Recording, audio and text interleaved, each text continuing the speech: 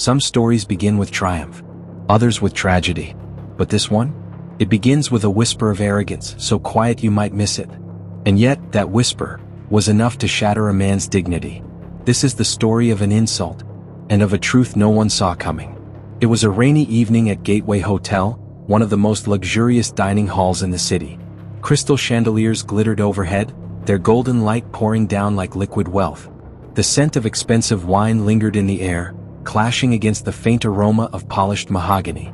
The lobby hummed with life, business executives in tailored suits, couples in designer gowns, tourists snapping photos like proof of their success. And then he walked in. An old man. His coat was worn, faded at the elbows. His shoes had lost their shine. He walked with a slow, deliberate step, his back slightly bent from years of carrying burdens no one could see. But there was something else about him. Something that didn't belong. It wasn't just his clothes. It was the way people looked at him. As if he had stepped into a place he didn't deserve to be. The whispers began almost immediately. Who let him in here? He must be lost. Doesn't he know this is private dining? And then, like the cutting edge of a blade, came the voice of the waiter. "Sir," the young man sneered, "this isn't the kind of place for your type." The old man froze. His hands trembled slightly, not from fear but from the sting of being reduced once again to nothing. "I'd like a table," the old man said softly, his voice calm but firm. The waiter scoffed. "A table? Here. Sir, perhaps you'd be more comfortable at a diner across the street. Meals there cost, well, let's just say a little more in your budget." The words sliced through the room. A few guests chuckled, others averted their eyes, pretending not to hear. The old man stood there, swallowing the humiliation like bitter medicine. He could have walked out. He could have lowered his head. But he didn't. Instead he asked again. "I'll take a table. By the window if you don't mind." The waiter rolled his eyes. He grabbed a menu, slapped it onto the table with exaggerated force, and muttered under his breath. "Some people just don't know their place." The old man sat alone. Around him, laughter bubbled from tables lined with expensive bottles and silver plates. The waiter made a show of ignoring him, delivering bread baskets and refilling glasses for everyone except him. Minutes passed. Then 20. Then 40. Still no service. The old man's water glass remained empty, his menu untouched on the corner of the table. Finally, another server, a young woman with kind eyes, approached him. "Sir, may I take your order?" she whispered, casting a nervous glance at the arrogant waiter, who was glaring from across the room. The old man smiled faintly. "Yes, I'll take the house special, please. And a glass of water." That was all he asked. Nothing grand, nothing fancy. Just a meal and a little dignity. But fate has a cruel way of twisting moments. When the young woman carried the order slip to the kitchen, the arrogant waiter snatched it from her hand. "No, he's not ordering anything." She blinked, stunned. "But, no buts. That man doesn't belong here. The kitchen has enough to do without wasting time on him." And with that he tore the slip in half. By now whispers filled the room. Guests turned to watch, some in discomfort, others in amusement. The old man still sat calmly, though his silence carried weight. A storm brewed beneath his steady gaze, but no one could see it yet. Finally he stood. His chair scraped against the marble floor, sharp enough to cut through the laughter. And with a quiet strength he walked, not out the door, not toward the street, but straight to the front desk of Gateway Hotel. The receptionist looked up, startled. "Sir, how can I?" The old man leaned in, whispered something, and handed her a small black card. Her eyes widened. Her posture changed instantly.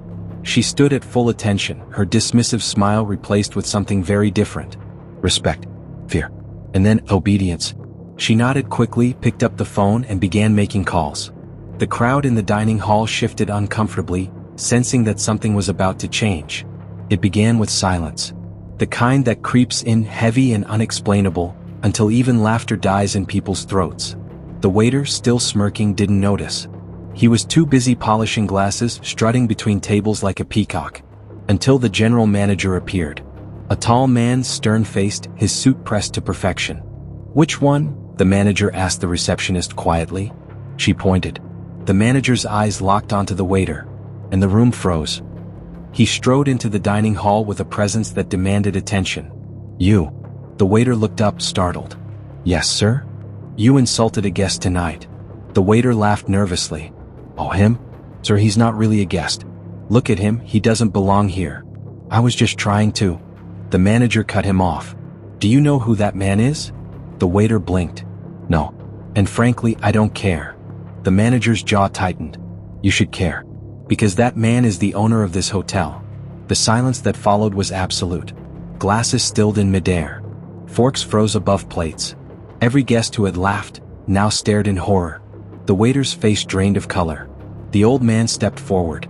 His presence, once overlooked, now commanded the entire room. He looked at the waiter, not with anger, not with rage, but with a deep, piercing sadness. I built this place, he said softly, brick by brick, year by year. Not for the rich, not for the privileged, but for everyone who walked through those doors. He turned to the guests, his voice rising with quiet power. And yet, here I stand in the very hall I created, treated as if I am nothing. Because of my clothes. Because of my age. Because I no longer fit the image of what you believe belongs here. The silence grew heavier. Some guests shifted uncomfortably, others lowered their eyes in shame. And then the old man delivered words that cut deeper than any insult could. You don't reveal your character when you serve the wealthy. You reveal it when you serve the ones you believe are beneath you.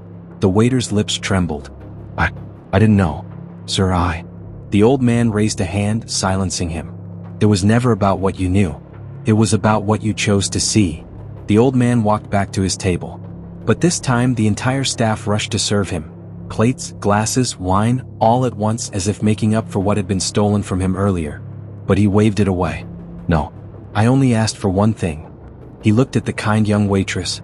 A meal. And a glass of water. His voice softened. And perhaps, a little respect.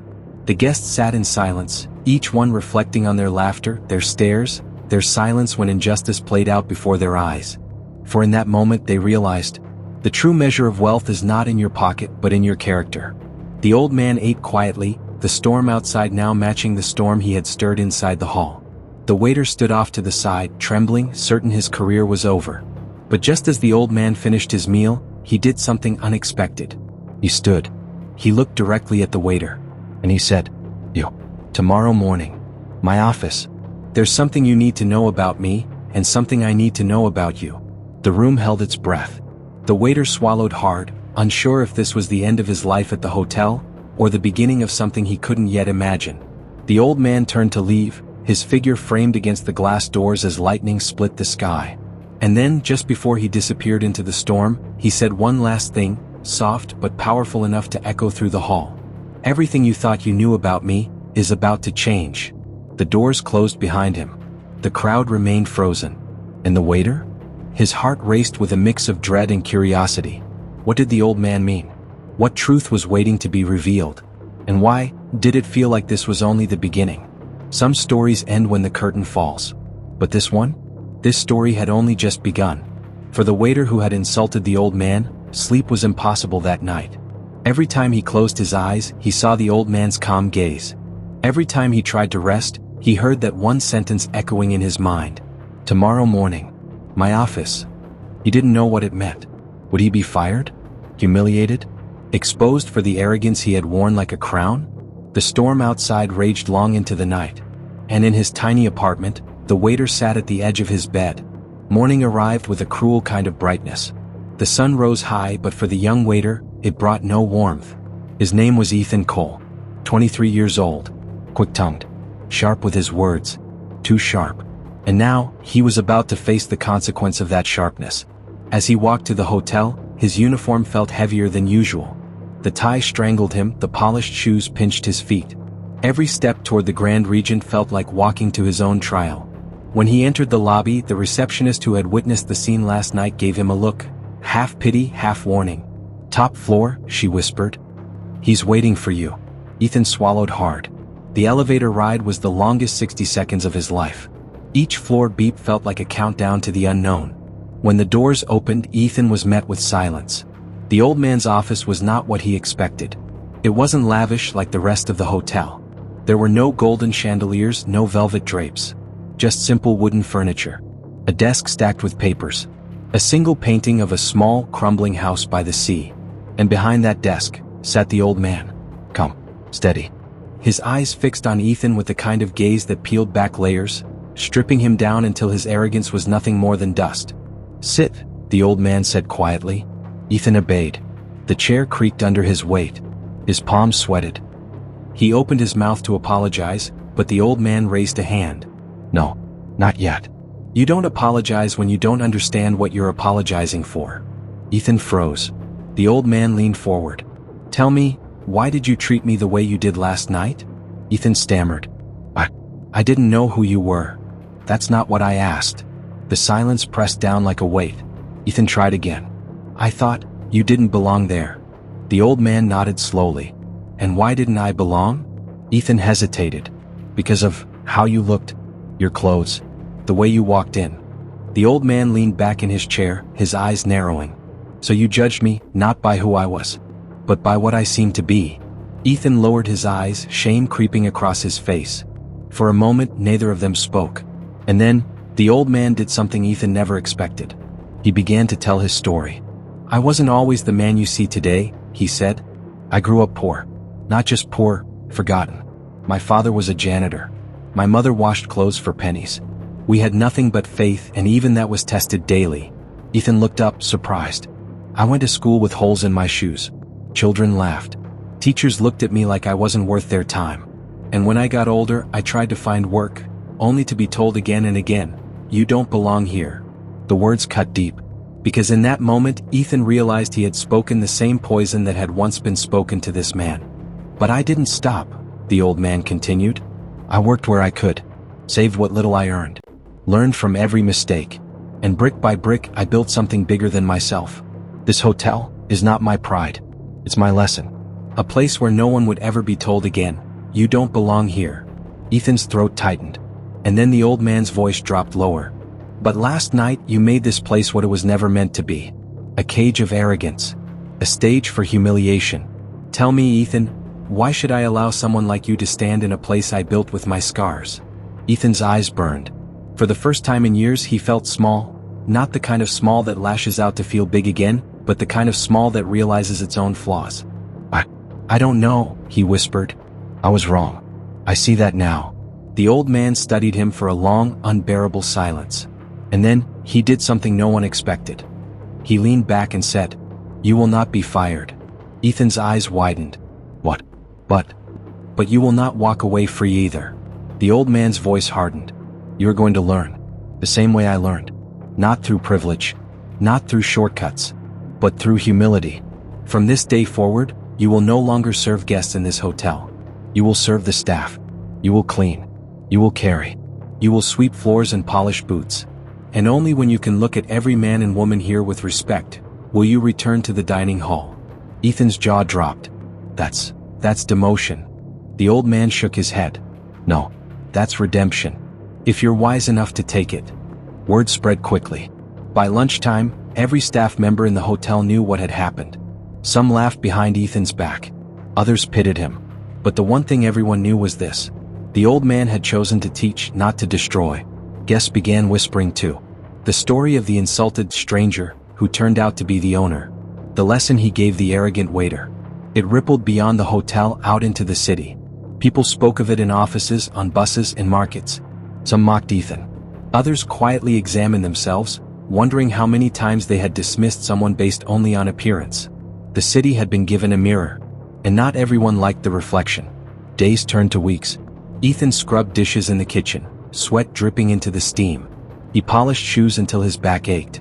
He carried crates of supplies down into storage rooms that smelled of damp wood. Every task stripped him of the pride he once wore. And yet, every task also opened his eyes. He began to notice things he had never cared to see before.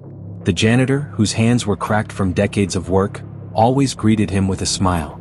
The dishwasher, who spoke little English, worked harder than anyone in the room, yet no one thanked him. The maid, who cleaned rooms at dawn, carried herself with quiet dignity, though no guest ever remembered her name. These people were invisible once. But now, Ethan saw them. And with every day that passed, his arrogance chipped away, replaced by something he never thought he would feel. Gratitude. One evening, as Ethan was stacking crates in the cellar, he overheard two men talking. They were dressed in suits, but their voices were low, sharp, filled with something darker than casual conversation. "He doesn't know yet," one whispered. But when he finds out, it'll be too late. Ethan froze. Keep it quiet, the other hissed. If the old man realizes what's happening, the entire hotel, no, the entire empire, could crumble. The men moved away, their words swallowed by the hum of machinery. Ethan's heart pounded. What were they talking about? What secret was hidden in the walls of Gateway Hotel? And why did it sound like the old man's legacy was in danger? The next morning, Ethan stood once again outside the old man's office. This time not because he had been summoned, but because he had something to say. His hands shook as he raised them to knock. Because for the first time in his life, Ethan wasn't thinking about himself. He was thinking about the man he had once humiliated. The man who had chosen to teach instead of destroy. The man who now perhaps was in danger. He knocked. The old man's voice called from inside. Come in. Ethan opened the door.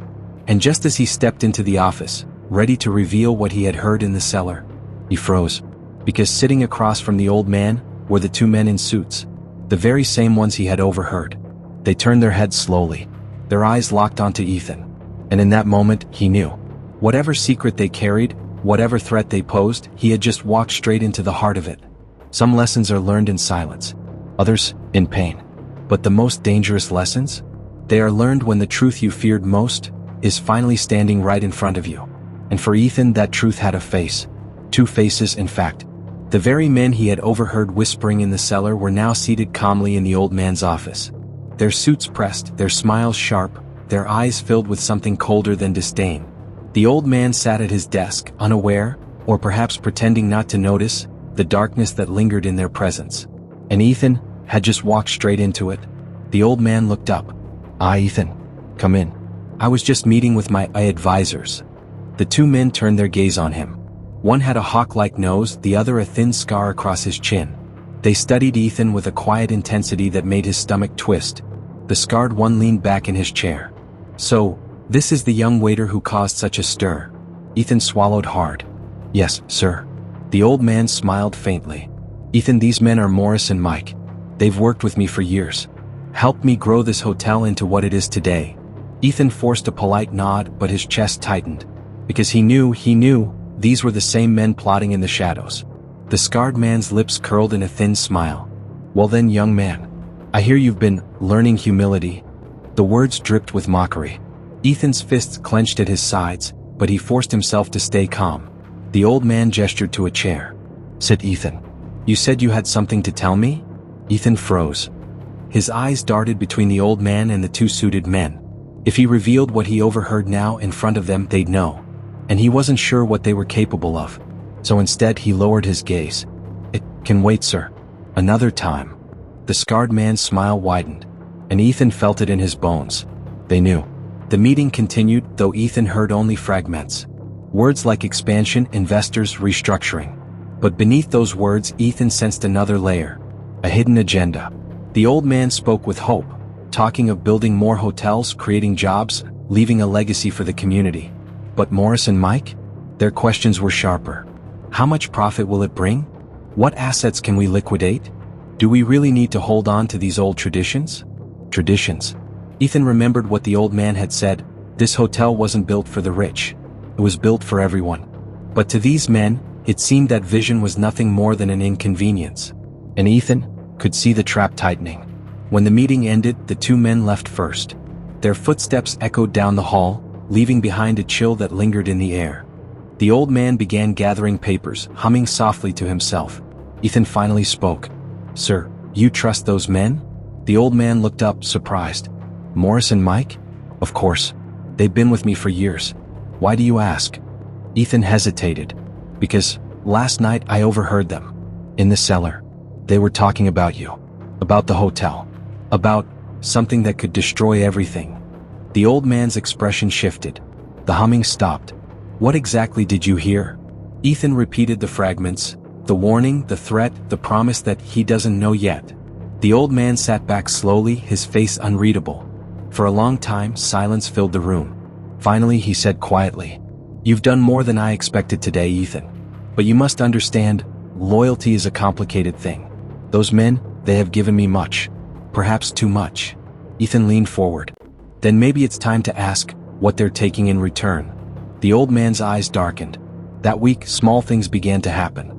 Supplies meant for the hotel never arrived. Payments from business partners went missing. And whispers spread among the staff, rumors of changes, of layoffs, of the hotel being sold. The old man grew quieter. He walked the halls with heavy steps, his shoulders bent with more than age. And Ethan watched it all unfold. The man who had once commanded respect with a single glance, now looked burdened, almost defeated. But the guests didn't see it.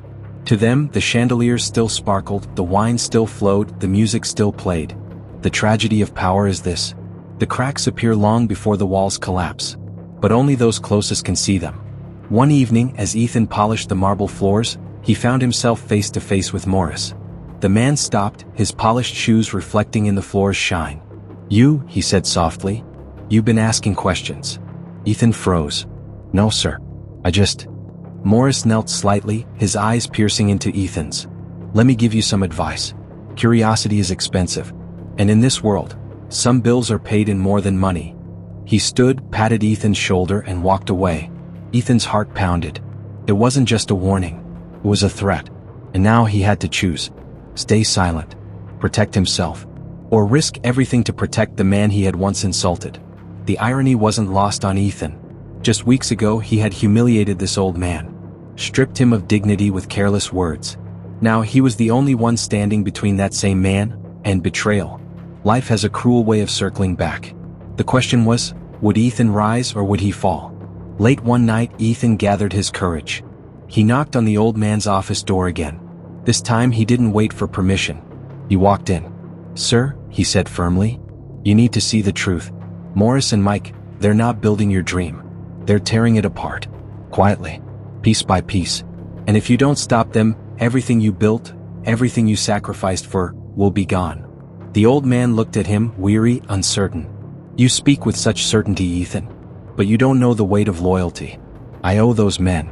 "No," Ethan said, his voice trembling but strong. "You don't owe them anything. You owe yourself. You owe the people who believe in you. You owe the ones who work here, who look up to you, who see this hotel as more than walls and chandeliers. This place is your legacy. Don't let them steal it." The old man's eyes glistened, as if torn between faith and doubt.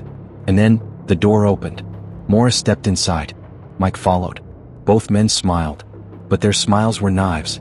"Talking about us?" Morris asked smoothly. The old man stiffened. Ethan's blood ran cold. Mike closed the door behind them, the click echoing like a lock. "You see, sir," he said softly, "we were hoping to speak with you. About the future of this hotel." Morris's eyes flicked to Ethan. "And perhaps about who belongs in this room, and who doesn't." The old man glanced between them, his supposed allies, and Ethan, the boy who had once humiliated him but now stood ready to defend him. The air grew heavy.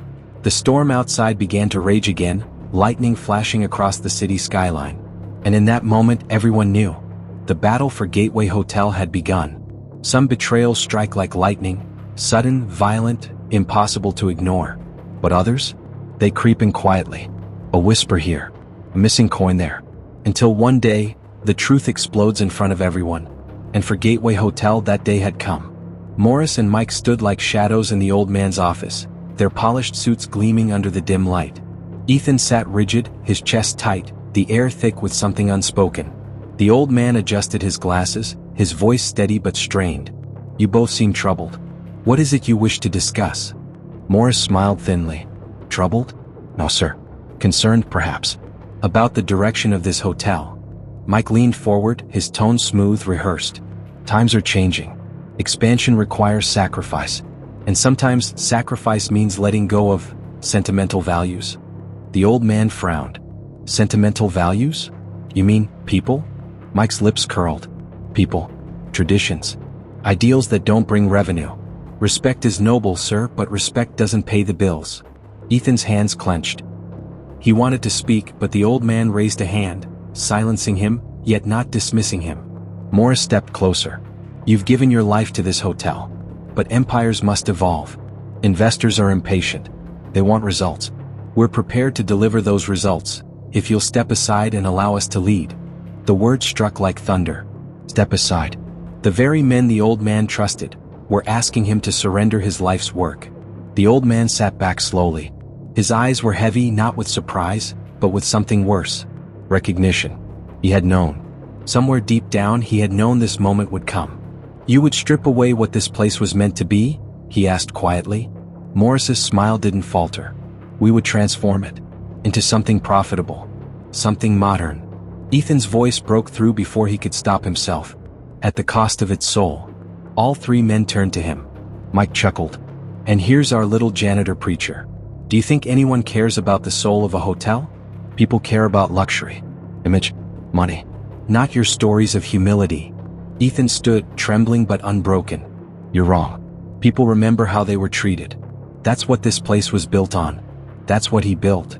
The old man's eyes softened as he looked at Ethan, seeing in him a reflection of his younger self. But Morris and Mike?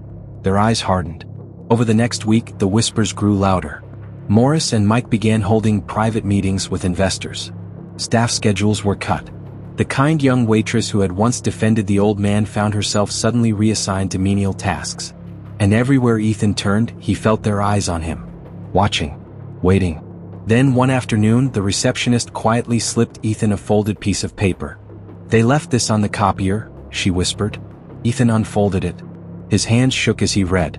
"Proposal for transfer of ownership, Gateway Hotel." At the bottom were Morris and Mike's signatures. And worse, spaces left blank, where the old man's would be. They weren't asking him to step aside. They were preparing to force it. The turning point came at a grand banquet. The dining hall glittered that night, chandeliers blazing, violins playing soft melodies. Wealthy guests clinked glasses, unaware of the storm brewing beneath their feet. The old man sat at the head table, flanked by Morris and Mike. Ethan stood at the edge of the room, polishing glasses, his heart pounding. Halfway through the evening, Morris rose. "Ladies and gentlemen," he announced, his voice carrying across the hall, "we gather not only to celebrate this hotel's legacy, but to announce its future." The room hushed. Ethan's chest tightened. Mike stood beside him, unfolding a sheet of paper. "For too long, this establishment has been burdened by outdated ideals. But tonight we usher in a new era. An era of prosperity. An era led by us." He gestured grandly toward himself and Morris. Gasps rippled through the crowd. Ethan's gaze shot to the old man, his face pale, his hands gripping the edge of the table. But before he could rise, Morris placed a firm hand on his shoulder. "Ladies and gentlemen," Morris said smoothly, "we honor our founder. But as of tonight, leadership will transition. The Gateway Hotel will evolve." The applause was hesitant, confused. Guests clapped out of politeness, not understanding the knife hidden in those words. The old man slowly stood. His voice trembled at first but then grew steady, strong. "No.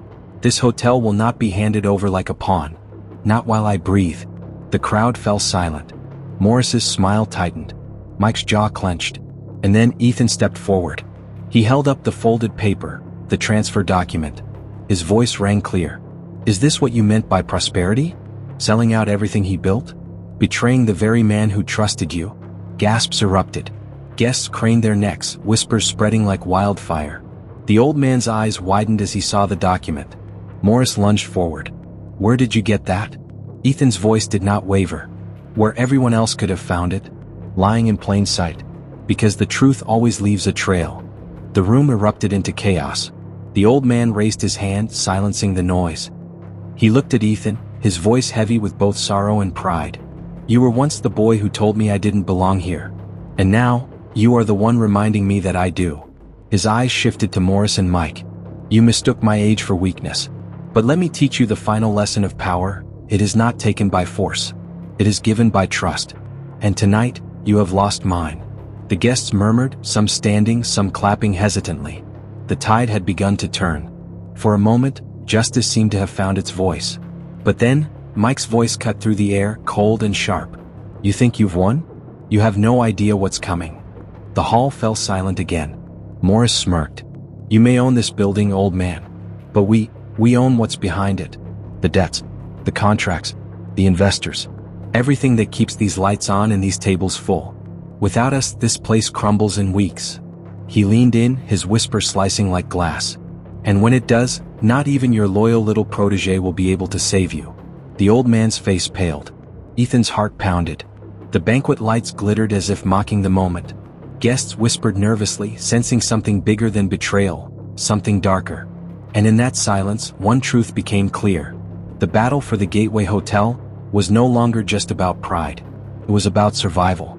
The banquet should have been the turning point, the moment of triumph. Ethan had exposed Morris and Mike's betrayal. The old man had spoken with a voice that silenced the hall. Guests whispered of loyalty, dignity, and the betrayal of trust. But beneath the applause, beneath the nods of approval, something darker lingered. Morris and Mike had not looked defeated. They had looked patient, like men holding a weapon no one else could see. And in the days that followed, the weapon was revealed. It arrived on a gray morning. A thick envelope sealed with the crest of an investment firm. The old man sat at his desk, his fingers trembling as he unfolded the letter. Ethan stood behind him, watching his mentor's face drain of color with every line. The words were simple, merciless. Notice of default. Payment on outstanding debts has lapsed. Foreclosure proceedings will begin unless balance is remitted in full within 30 days.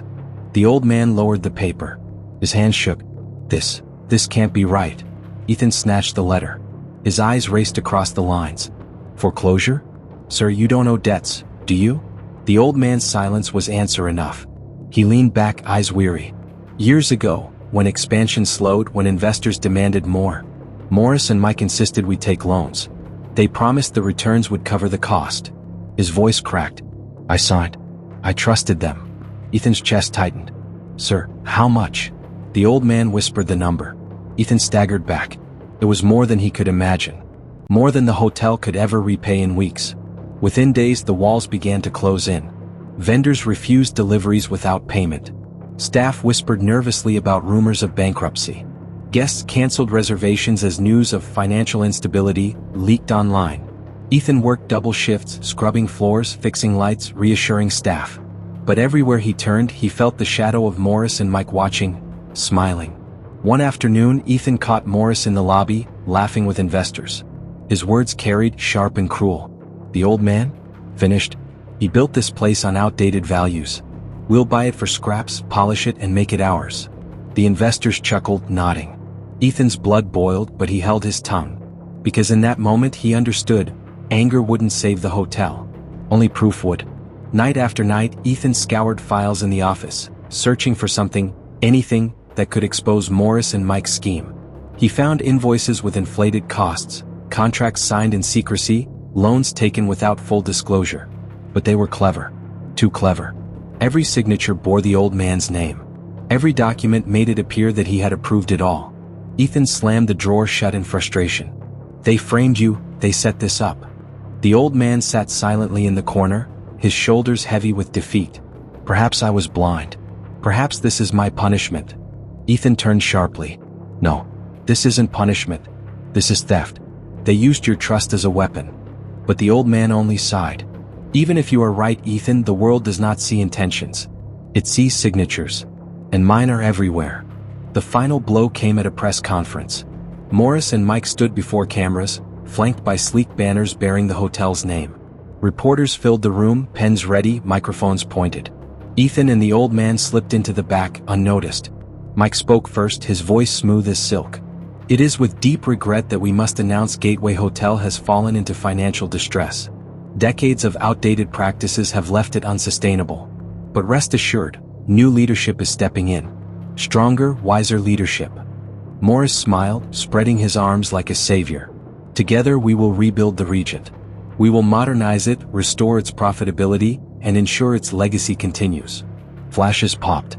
Reporters scribbled. Investors nodded. Ethan clenched his fists. He wanted to shout, to reveal the truth. But when Mike held up the foreclosure notice with the old man's signature, the room gasped. There is the proof, Mike said smoothly.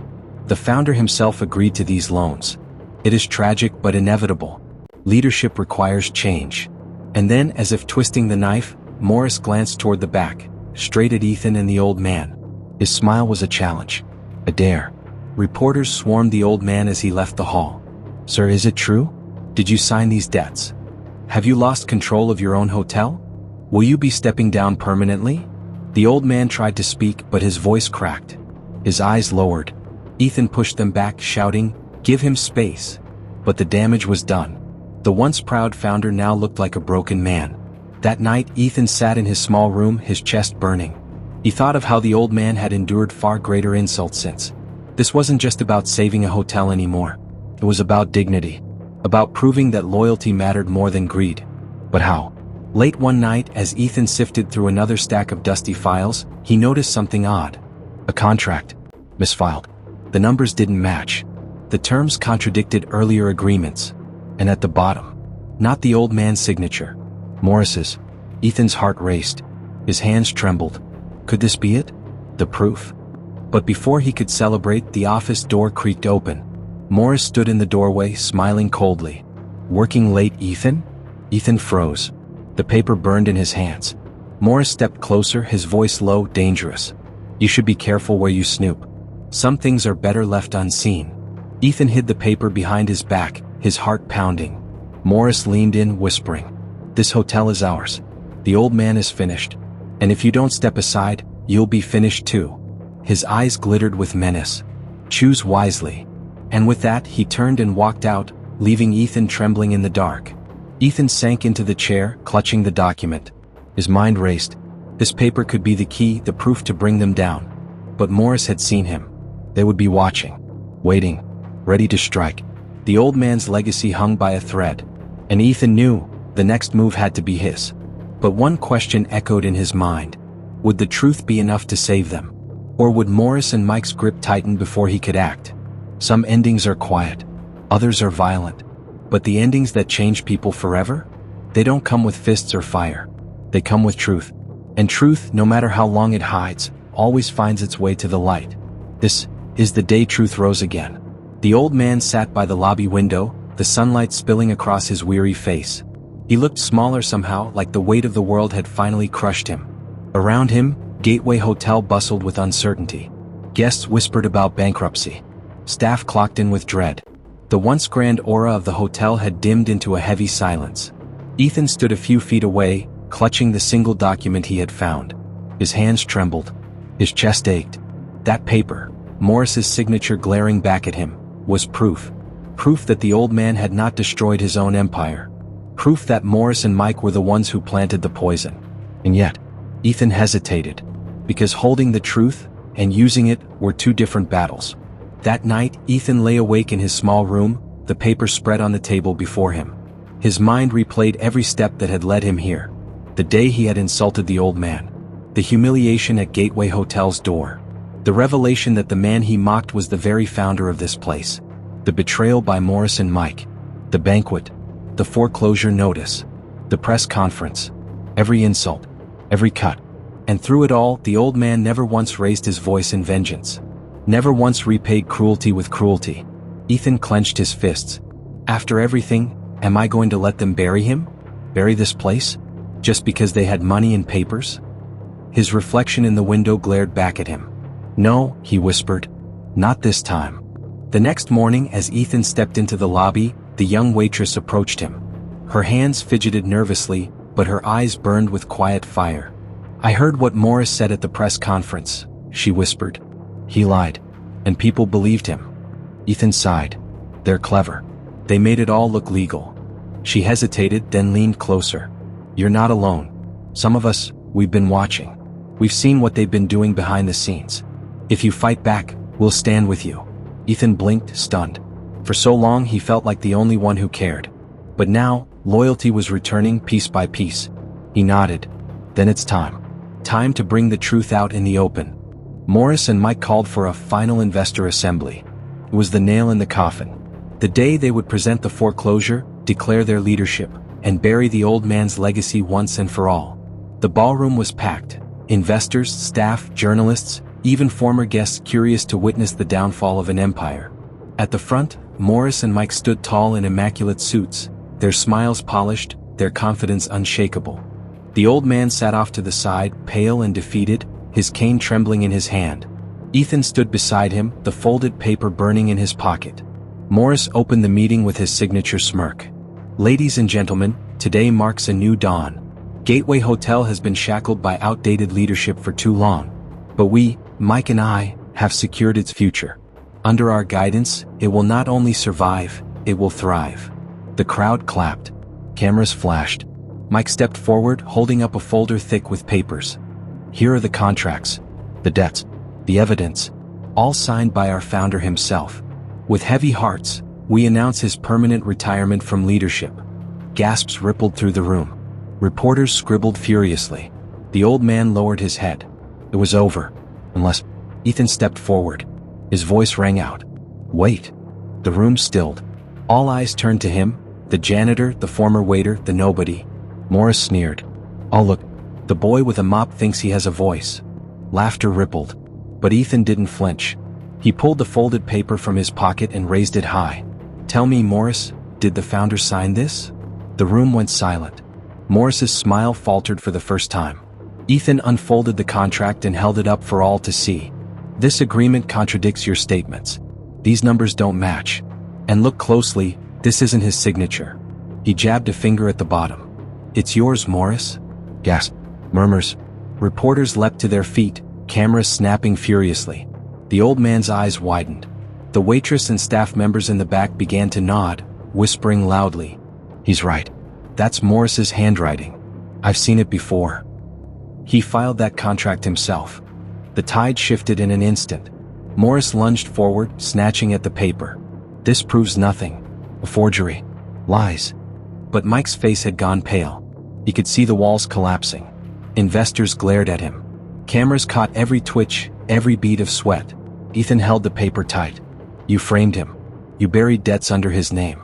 You stole this hotel while smiling in his face. And you thought no one would notice. The old man rose slowly, his voice trembling but clear. You mistook silence for weakness. You mistook trust for ignorance. But tonight, everyone sees who you truly are. The crowd erupted, voices rising, some shouting for Morris and Mike's removal. Investors murmured furiously, demanding explanations. Morris's polished smirk shattered. His mask had fallen. By the end of the meeting, it was done.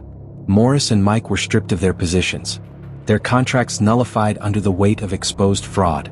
Their reputations shattered in front of the very people they sought to impress. The old man, once humiliated, once written off as irrelevant, was lifted back into respect. Not because of money, but because of truth. And Ethan, the waiter who had once sneered at him, had become the very shield that protected him. As the room emptied, the old man placed a hand on Ethan's shoulder. His eyes glistened. You guarded my dignity as if it was your own. Ethan swallowed hard, guilt and pride warring in his chest. I can't erase what I said that day. But maybe I can spend the rest of my life proving I was wrong. The old man smiled faintly. Then you've already begun. As they stood together in the fading light, Morris and Mike were escorted out, their voices drowned by boos and whispers of disgrace. The old man looked out across the lobby, not defeated but restored. And Ethan knew. Gateway Hotel had been resurrected.